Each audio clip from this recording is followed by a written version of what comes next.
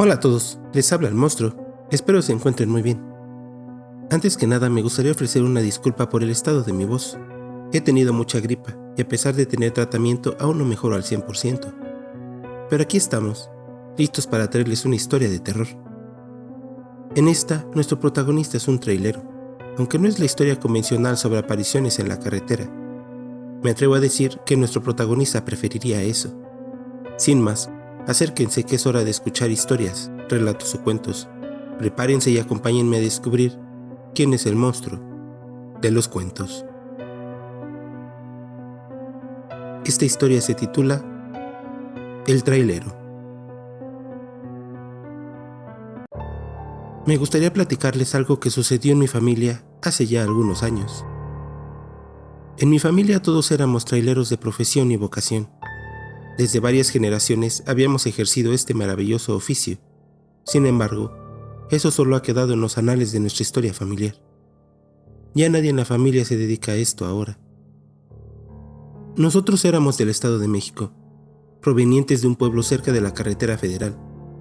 Mis abuelos se instalaron en una colonia popular desde los años 50. Poco a poco la familia fue creciendo. Tuvieron muchos hijos, que a su vez tuvieron muchos más, hasta que llegué yo, Antonio, de 45 años. Nosotros, debo admitir que no éramos los mejores vecinos. Éramos considerados peligrosos y nada de fiar. Nos creíamos los dueños de la colonia, al menos es lo que decían. Estacionábamos nuestras unidades en donde fuera, aún sabiendo que entorpeceríamos el flujo de los autos. En ocasiones, con unas copas de más, tapábamos entradas, o solo los dejábamos mal estacionados. Como nuestras unidades eran muy grandes, no temíamos aventarles el tráiler a los coches más pequeños, pensando en que se tenían que mover. Solo lo hacíamos porque a nuestro parecer era muy gracioso, y algo nos decía que era lo que debíamos hacer, hacernos temer. Éramos muchos en la familia, y éramos bastante bravos. Nadie se atrevía a decirnos nada, porque a cualquiera que se opusiera a nosotros lo molíamos a golpes, lo perseguíamos y acosábamos, y no dejábamos que vivieran en paz. Estas prácticas y costumbres que pensábamos nos hacían más rudos y más hombres, las inculcamos a niños y niñas de nuestra familia por igual. Incluso la policía estaba de nuestro lado, nada que una buena mordida no resuelva, o alguno que otro favor. Además, debo mencionar que estábamos armados hasta los dientes, gracias a estos últimos amigos nuestros. Y aunque no es consuelo, debo decir que ninguno de nosotros tenía nexos con sustancias ilícitas o gente dedicada a esto. Solo éramos gente brava, fiera, que no nos dejábamos de nadie, pero trabajábamos honradamente dentro de lo que cabe. Todo sucedió con la fiesta de 15 años de mi hija mayor. Era un evento esperado por todos en la familia. La fiesta sería en el mes de noviembre, pero desde mayo comenzábamos a prepararnos. Contratamos a un maestro que armara las coreografías para el tradicional vals de mi hija, y por qué no, que ensayaran en la calle con una bocina a todo volumen. Después de todo, en esa calle vivía mucha de mi familia, es decir, yo creo que sí nos pertenecía después de todo. Movía mi tráiler tapando el camino y nadie nos molestaría, y la gente que viniera del otro lado solo tenía que darse media vuelta e irse. Y como les mencioné, llamar a la policía era una pérdida de tiempo. Solo serviría para reafirmar que éramos intocables y burlarnos de los vecinos. Y así, durante meses, 2 veces a la semana, por más de 2 horas, cerraba la calle por mis ganas de que todo saliera lo mejor posible. Y mi hija ensayaba con la música todo lo que daba y como podrán imaginar, nuestros vecinos inmediatos no decían nada. ¿Qué podrían decir? Si no querían tener problemas con los traileros, solo debían cerrar el pico y ya. Por fin llegó el tan anhelado día 12 de noviembre. Cerramos toda la cuadra. Montamos unas carpas, rentamos mesas y sillas. Contratamos varios grupos musicales y desde las 12 p.m. del día anterior, nadie con auto entraba ni salía de la cuadra. Solo podían entrar y salir caminando. No nos importaba dónde dejarían sus autos, tampoco cómo entraría la mercancía de la tienda. No me importaba si el de los tacos no vendía. La calle era nuestra y mi hija se merecía lo mejor. Sin embargo, ese mismo día ocurrió el evento que marcaría nuestras vidas para siempre. El esposo de una de las vecinas llamada Hortensia falleció. Y dicen que falleció por nuestra culpa. Es lo que decían todos los vecinos. La ambulancia que solicitaron para que lo asistiera no pudo entrar, y nosotros no dejamos que pasara la camilla con los paramédicos. ¿Por qué habría de hacerlo?, pensaba. Tuve la amabilidad de avisarles cómo estaría el movimiento ese fin de semana. Se hubiera prevenido y se hubiera ido al hospital un día antes. No quitaría ni una sola mesa, no movería ni una sola silla. No tenía por qué. Así que el anciano murió esperando la asistencia. Asistencia que tampoco me constaba que hubiera llegado a tiempo, pero que decían los vecinos que por culpa nuestra no pudo llegar a ayudarlo. Después de horas en las que la señora nos lloró y nos suplicó, quitamos unas cuantas mesas y sillas y la dejamos que saliera con su esposo. Sin embargo, le dejé muy claro que no se atreviera a regresar a pedir permiso de nuevo para entrar a velarlo o cosas así. La fiesta de mi hija era lo más importante en ese momento, y el anciano ya no regresaría a la vida por más que le hiciera. Ningún vecino intentó apoyar a la señora. No dijeron nada o abogaron por la anciana. De verdad no les convenía. Como dije, éramos muchos y éramos muy bravos. Así que por su bien, lo mejor era no decir nada. La fiesta pasó sin ningún inconveniente y se desarrolló como las fiestas que acostumbrábamos a hacer. Tomamos muchísimo. Todos estábamos extremadamente borrachos. Tiramos balazos, tronamos cohetes, rompimos ventanas de vecinos, tiramos puertas, orinamos en la calle. Después del vals y de la comida todo se descontroló. Así eran nuestras fiestas, con excesos y hasta libertinaje, por decirlo así. Eso nos definía. El martes por la tarde, un poco más descansados, comenzamos a levantar todo. Pero solo las sillas, mesas y lonas. Si querían una calle limpia, tenían que limpiar los interesados. ¿Pagar por los daños? ¡Ja! Ni de broma. Así éramos nosotros, unos chingones. Aunque por fortuna o por desgracia, todo se paga en esta vida, y estábamos a punto de pagar por todo, y todos. El mismo martes comenzaron los rosarios en casa de la señora Hortensia, y para su desgracia, o quizá para la mía, el sonido de los rezos se filtraba por la ventana. Así que amablemente me asomé por esta y se los hice saber. Les externé mi disgusto sobre su ruidero y que si no se callaban sacaría a todas las personas ahí reunidas y las tundiría a palos. Al cabo de un rato hicieron silencio, ni un solo ruido. Al fin tranquilidad. A la mañana siguiente, la señora Hortensia se acercó, con una bolsa en la mano. Me pidió disculpas, me dijo que jamás volvería a molestarnos, que se iría de ahí a su pueblo, pues ahora que su marido ya no estaba, no le veía sentido a quedarse. Pero antes de irse me llevaba unos tamales como disculpa por lo ocurrido un día antes, y en agradecimiento por lo comprensivos que habíamos sido el día que falleció su esposo. Era lo menos que podía hacer, anciana decrépita, pensé. Los acepté. No agradecí, ni hice alguna pregunta o dije algo. La anciana solo se dio media vuelta y comenzó a caminar. Dio unos cuantos pasos y volvió a voltear. Tenga, señor Antonio, dele esto a su hija. Es de oro de 22 quilates. Considérelo un regalo, por sus 15 años. Solo escuché 22 quilates, nada más. Era una especie de dije, circular, con formas y texturas raras. Era feo, con letras en un idioma extraño. Pero en fin, quizá lo empeñaría y conseguiría algo de dinero. La miré, no dije nada. Ella me sonrió y jamás volví a verla. Entré a mi domicilio, calenté los tamales y desayunamos. Los 5 nos sentamos a comer. Mis 3 hijos, Clara la mayor de 15 años, Joaquín de 10, Mauricio de 6, mi esposa quien se encontraba embarazada de nuestro cuarto hijo y obviamente yo. Todo pasó normal. Debo admitir que estaban muy buenos, llenos de carne a rebosar. Sin embargo, por la tarde, teníamos un dolor de estómago intenso, pero considerando lo que habíamos comido el fin de semana, no se lo atribuimos directamente a los tamales. Tomamos un par de pastillas y lo dejamos así. Por la madrugada, Joaquín comenzó a vomitar sin detenerse. Vomitaba un líquido color verde muy intenso, con olor horrible, como si tuviera muchas hierbas. El color de su piel era amarillo y no dejaba de sudar. Estaba ardiendo en fiebre. Rápidamente Nos dispusimos a llevarlo al médico, pero lamentablemente no logró llegar a este. No sé cómo fue ni cómo pasó. Su madre iba con él en el asiento trasero y comenzó a convulsionar.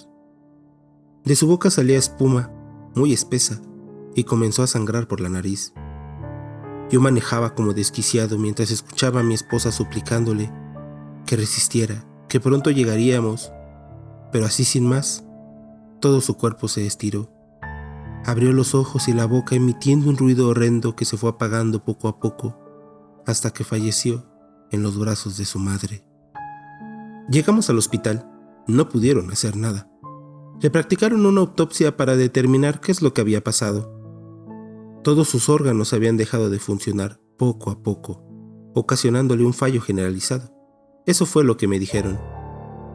Por mi parte les conté todo lo que habíamos comido, recordando aquellos malditos tamales y que después de comerlos todos tuvimos dolor de estómago. Pero los médicos nos indicaron que no tenía nada que ver con algo que hubiera comido.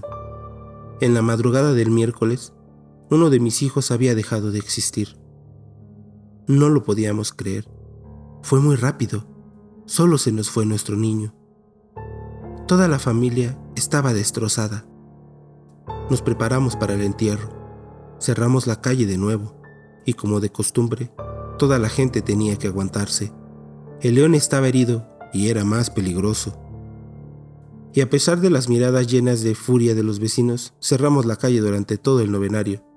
Sin embargo, en esta ocasión cerrar la calle no resultó de la misma manera que las veces anteriores. El cuarto día de novenario hubo una pelea muy grande. Para sorpresa de nosotros, los vecinos no querían soportar tanto tiempo la calle cerrada. Uno de mis hermanos escuchó decir a uno de los vecinos que nos merecíamos lo que nos había pasado por no dejar pasar la asistencia médica el día que la señora Hortensia la había llamado. Eso ocasionó que mi hermano se abalanzara contra el vecino a golpes. Pero vean cómo son las cosas. Ese día el hijo mayor del vecino agredido estaba en su casa y, para sorpresa de muchos, es un militar de fuerzas especiales. Molió a mi hermano a golpes y, no conforme, lo baleó en las dos piernas. Cuando toda nuestra familia quiso responder, salieron todos los vecinos con herramientas, palos y demás, defendiendo al militar. No tuvimos de otra que meternos a nuestras respectivas casas, pues nos superaban en número. Y sacar armas yo creo que no era lo más conveniente. Todos hubiéramos acabado en la cárcel. Después de lo que había pasado con Joaquín, mi padre nos convenció de no hacer nada, que quizá era el karma y que era momento de intentar hacer las cosas diferentes. Evidentemente, yo no estaba de acuerdo. ¿Por qué el karma se llevaría a mi pequeño si nosotros no habíamos hecho nada malo? Después de todo esto, la moral estaba por los suelos. Una cadena de tragedias azotó a la familia, una tras otra. Ha sido la peor crisis de nuestras vidas. Mi hermano baleado perdió las dos piernas y en nuestro intento por demandar o proceder legalmente, nos topamos con pared. Hubo supuestos testigos que en el momento del ataque, mi hermano estaba armado y amenazando al padre del militar con el arma, así que fue en legítima defensa y que no se podía hacer nada contra él. En todo caso, era la milicia quien debía sancionar y que lo mejor era dejarlo así. Mi padre y madre, que eran fuertes como robles, enfermaron. No se podían levantar de la cama. Y no llegábamos aún a la tercera semana de diciembre, cuando ambos parecían muertos en vida. Una extraña enfermedad estaba acabando con ellos, y al cabo de unos días más, al amanecer, ya no despertaron. Para ser precisos, el día 23 de diciembre. Sus cuerpos olían como si llevaran días sin vida, y al levantarlos por debajo de ellos había una inmensa cantidad de gusanos. Y como se imaginarán, en las autopsias no salía nada fuera de lo normal. Solo habían sido decesos muy desafortunados. Nuestra familia, en poco más de un mes, desde la fiesta de 15 años de mi hija, se estaba desmoronando. El día 24 de diciembre ya no lo pensábamos como una fiesta. Para nosotros era un día más. Sin embargo, algo más dejó esa fecha como un día para no olvidar. La esposa de mi hermano, ahora sin piernas, lo abandonó. Solo tomó a sus hijos, unas cuantas maletas y se fue sin mirar atrás. Esto supuso un golpe horrendo para mi hermano, quien el día 26 de diciembre, a pesar de nuestros esfuerzos por hacerlo sentir bien, se quitó la vida de un tiro en la sien. Todo estaba sucediendo muy rápido. Mi hijo, mis padres, mi hermano, todo estaba yendo a peor en un periodo de tiempo muy pequeño. Apenas tenía tiempo de asimilar los eventos. Incluso lo relato y es algo increíble y real. Si le hubiera pasado a otro, les juro que no lo creería. Para este momento, la idea de que estábamos pagando algo rondaba mi cabeza todos los días. ¿Acaso esto era cierto? ¿Cómo puedes pagarlo todo tan súbitamente? No nos estaban dando ni tiempo a responder. Al iniciar el año nuevo, solo quedábamos mi esposa y mis 2 hijos en casa. Aquella casa donde antes vivimos todos los hermanos, sobrinos y nietos, quedó desolada. Una de mis cuñadas se atrevió a decir que todo había sido por lo del esposo de doña Hortensia, que era bien sabido que ella antes fue conocida como la bruja de la colonia. Yo personalmente no creía en esas estupideces y me negaba a pensar que ese era el caso. Pero mis demás familiares, quienes también se habían encontrado enfermos o en malas condiciones económicas, fueron recuperando su salud o mejorando sus ingresos y se fueron de la colonia, dejándonos atrás. Recuerdo que miraba por la ventana hacia la calle y la gente que pasaba se miraba contenta. Había más niños jugando. La calle se veía limpia sin tanto tráiler estacionado en ella. Al verla, entendí lo incómodo que resultaba para los vecinos tener máquinas tan grandes fuera de sus casas. Pero, muy en el fondo no quería aceptarlo.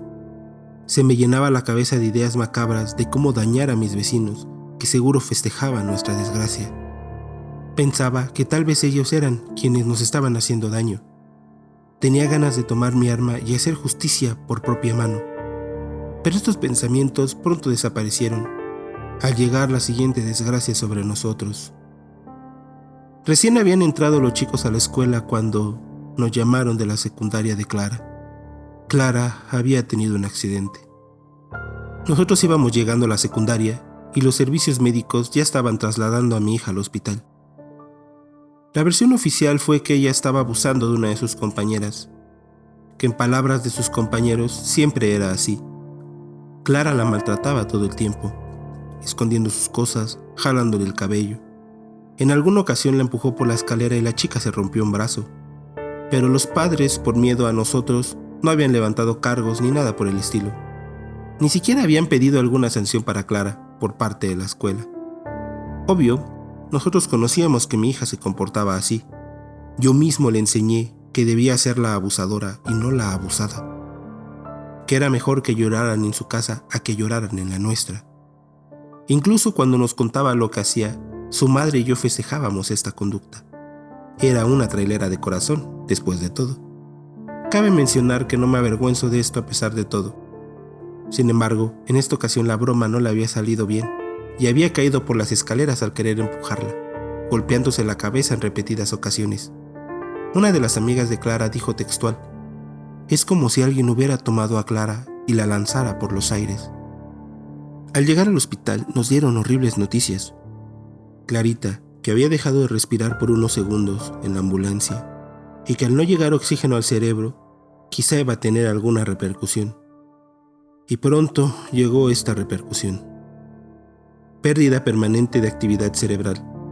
Mi hija, mi Clara, quien estaba en su último año de secundaria, a meses de asistir a la preparatoria. Había bailado con sus chambelanes apenas unas semanas atrás. Estaba desahuciada. Solo la mantuvieron con sus órganos funcionando un día más para poder despedirnos de ella, y después la desconectarían. No había nada que hacer, y a pesar de todo, no lograba entender por qué nos sucedía todo esto. A los ratos recordaba lo que había dicho mi cuñada. Tal vez todo era causa de la señora Hortensia, de la supuesta bruja, pero inmediatamente lo negaba. ¿Por qué esa vieja quería hacernos daño? Yo no le había hecho nada parecido. Después de todo, yo les avisé. No era mi culpa que ese viejo muriera, ni que los rezos del rosario no me dejaran descansar. Mi familia y yo éramos las víctimas. En menos de 2 meses enterré a otro de mis hijos. solos en casa.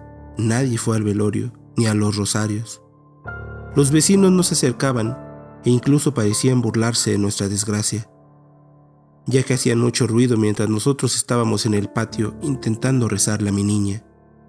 Pero no salí a intentar amedrentarlos como antes. Solo era yo. Ya no contaba con toda mi familia respaldando mis actos egoístas. Y tomar mi arma y espantarlos no era una opción. Seguro acabaría en la cárcel. Esos días fueron un calvario. Mi hijo Mauricio estaba inconsolable. Mi esposa cada vez se veía más acabada. Y yo, que antes había sido gordo, ahora era un alfeñique. Perdí mi trabajo y los ahorros que teníamos se estaban yendo como el agua. Mi esposa comenzaba a tener pesadillas. Decía que una señora, a quien no podía mirarle la cara, de cabello largo, grasoso y ropas andrajosas, le abría el estómago y se llevaba al bebé que llevaba en su vientre. Despertaba gritando y llorando todas las noches sin excepción a partir del deceso de Clara. Yo no podía hacer absolutamente nada por ella, ya que yo tenía mis propias pesadillas. Soñaba con la señora Hortensia riéndose de mí. Miraba a su esposo, su cara putrefacta riéndose de mí también, diciéndome que esto aún no se había acabado y que todos sufriríamos las consecuencias de nuestros actos egoístas, que no se detendrían hasta acabar con toda nuestra estirpe, y así, día a día. La veía en el baño, en el espejo, en la cocina. Escuchaba ruidos debajo de mi cama, en el ropero, y solo podía alcanzar a ver una mano decrépita escondiendo. Estaba a punto de volverme loco. Ya no eran solo pesadillas, estaba alucinando. No sabía si era por el cansancio, por la angustia, el estrés, el miedo de perder a mi otro hijo, a mi hijo nonato o a mi esposa. Todo eso era un huracán de pensamientos que no podía controlar. Las emociones me estaban matando. Ahora más que nunca, pensaba en acudir a mis hermanos buscando su apoyo, que me dijeran que todo iba a mejorar, pero al llamarlos, ninguno contestaba las llamadas. No sabía nada de ellos. Enterramos completamente solos a Clara. Supongo que tenían tanto miedo como yo, y solo buscaban velar por sus familias antes que por mí o por mi familia. Esa falsa sensación de cobijo que tenía se desvaneció. Poco a poco comencé a pensar que todo lo que había creído durante mi vida no era tan real. Ahora consideraba que ser bravos y pelear con uñas y dientes era una estupidez. Me sentía como un cobarde. Ahora que ya no tenía a mi familia respaldándome, entendí que solo actuábamos como montoneros con poca ética y honor. Lo estaba pagando. Cerraba los ojos y podía ver la cara de todas esas personas a las que injustamente atacamos por pensar diferente a nosotros. Toda esa gente a la que le choqué el carro, la gente a la que amedrenté, los podía mirar riéndose de mí. ¿Quién es el bravo ahora? ¿Dónde está tu cobarde familia llena de bravucones? Todo eso me aturdía el oído. Llegaban como susurros y a veces como gritos. No podía estar en paz en ningún momento. Al cabo de unos días, y muy harto de todo esto, me dispuse a ir a un pueblo muy famoso que es conocido por ser de brujos. Y solo me reafirmaron las cosas. Efectivamente, habíamos sido víctimas de brujería. Nos habían colgado a un muerto, y que no era posible revertirlo. Habían depositado un gran resentimiento en ese trabajo, y ya no había vuelta de hoja. Solo podíamos esperar. Que nadie en el pueblo podría ayudarnos sin poner su integridad en juego. Así que nada se podía hacer. En palabras del brujo, se metieron con la persona equivocada, y acto seguido se echó a reír, se burlaba de mí. Decía que este tipo de trabajos solo funcionaba tan agresivamente con gente que era muy mala, y que le daba gracia cómo iban con la cola entre las patas a suplicar por ayuda, cuando eran de los que no ayudaban nunca en ninguna circunstancia. No tenía siquiera ánimos de contradecirlo o de pelear, así que solo tomé mis cosas y me retiré. ¿De verdad éramos malos? No. Ahora que lo veía desde una perspectiva diferente, éramos más que eso. Éramos unos malnacidos. Recuerdo que En una ocasión no aseguré bien las llantas de mi tráiler y este se fue unos metros hacia atrás hasta chocar con una pared. Lamentablemente aplastó a un niño. No me hice cargo de los daños, ni del niño ni del material. Alegaba que era culpa de los padres por dejarlo solo en la calle. Ese pobre niño de milagro vive. En otra ocasión, uno de mis vecinos había hecho una fiesta con motivo de los 3 años de su hijo. Yo iba llegando con mi tráiler y llevaba unas copas de más encima, así que me autoinvité. Llegué gritando y al pedirme que me retirara, rompí cosas a mi alrededor. Me fui y al poco rato regresé con mis hermanos y golpeamos al señor hasta casi matarlo. La policía eran nuestros amigos. Supongo que todo esto era lo que ahora estábamos pagando. De regreso a casa, venía manejando por la carretera y comencé a sentir cómo la temperatura bajaba. Ya estaba oscuro. Intentando concentrarme en el camino, las voces, esas malditas voces que me atormentaban día y noche aparecieron. Me decían cosas horribles. Decían que mi hijo jamás nacería y que incluso él tendría un lugar especial en el infierno junto a todos nosotros. Tuve que detenerme en varias ocasiones para recuperar la compostura. Pasaron unas cuantas horas y llegué a casa.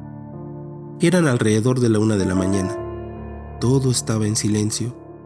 No se escuchaba ni siquiera un perro ladrar. Abrí el portón y pude ver a una figura oscura. No podía distinguir si era un hombre o una mujer. Parecía llevar un velo sobre la cara. Estaba parada justo detrás de la ventana de nuestra habitación. Era muy clara. Me quedé pasmado. Mi corazón latía al 1000 por hora, sin dar crédito a lo que veía. Las voces llegaron de nuevo, pero en esta ocasión no decían nada. Solo eran palabras y sentido que yo no reconocía. Iban y venían. Me tapé los oídos, pero era como si estuvieran en mi mente. Me tiré al suelo y grité. Grité que se detuvieran, que lo sentía, que ya pararan, que corregiría el camino, que sería una mejor persona, que nos dejaran en paz. Estaba gritando con todas mis fuerzas cuando las voces se detuvieron. En ese momento, escuché el característico sonido que hacía mi puerta al abrirse. La puerta se abría poco a poco y yo solo podía ver oscuridad. Pensé que saldría mi esposa, pero no salió nadie. Me levanté, miré hacia la ventana y la figura seguía ahí, mirándome. Sentía su escrutinio y estaba seguro de que estaba sonriendo.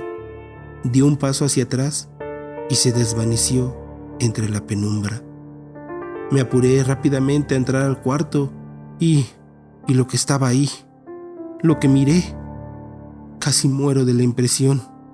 El olor, la escena completa parecía sacada de mis peores pesadillas. Mi esposa y mi hijo, todo me lo habían quitado, y de qué manera.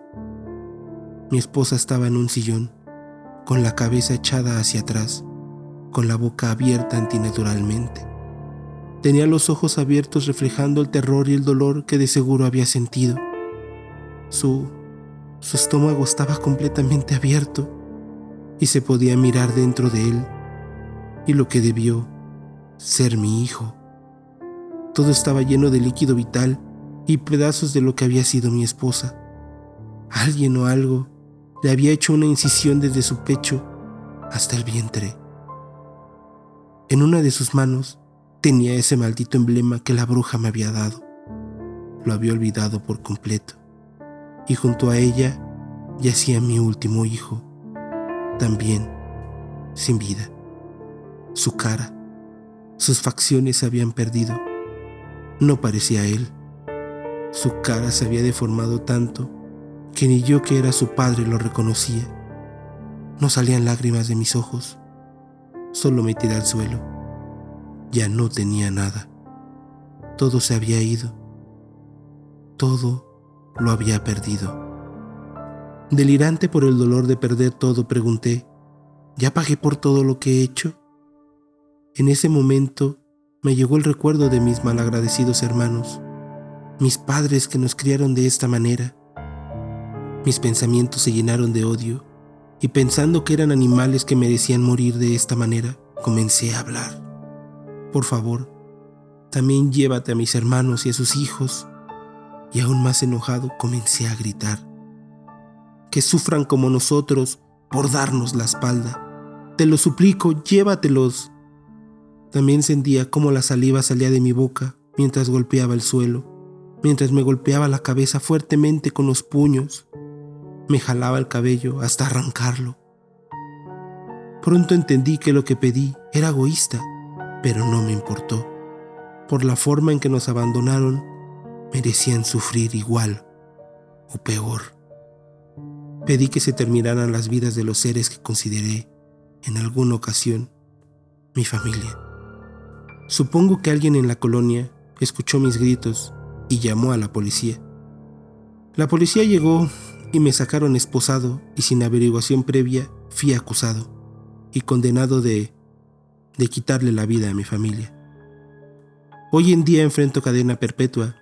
Creo que es un castigo demasiado severo. Pasar una vida pensando en mis pequeños, en mi esposa, quienes deberían estar disfrutando de la vida. Sería mejor que me llevaran a donde están ellos, pero no tengo el valor de alcanzarlos por mis propios medios.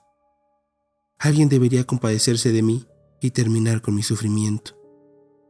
En la última visita que tuve, recibí a mi cuñada, aquella que había dicho que nos había hecho brujería a la señora Hortensia, y llorando me informó que varios de mis hermanos y sus hijos también habían perecido en circunstancias extrañas, y que solo quería hacérmelo saber. No pude evitar reír. La justicia al fin se hacía presente. Esos malnacidos también habían sufrido, y daba gracias a lo que fuera porque también los haya hecho pagar. Fue la última vez que tuve contacto con un familiar. Sin embargo, hoy, después de varios meses, alguien ha venido a visitarme, y creo saber quién es. Ya deseo ver quién me espera. Espero les haya gustado esta historia. Les agradecería mucho pudieran compartirla. Y nuevamente les pido una disculpa por mi voz. Para el siguiente video espero estar recuperado al 100. Muchas gracias nuevamente. Pasen un excelente día, tarde o noche. Hasta luego.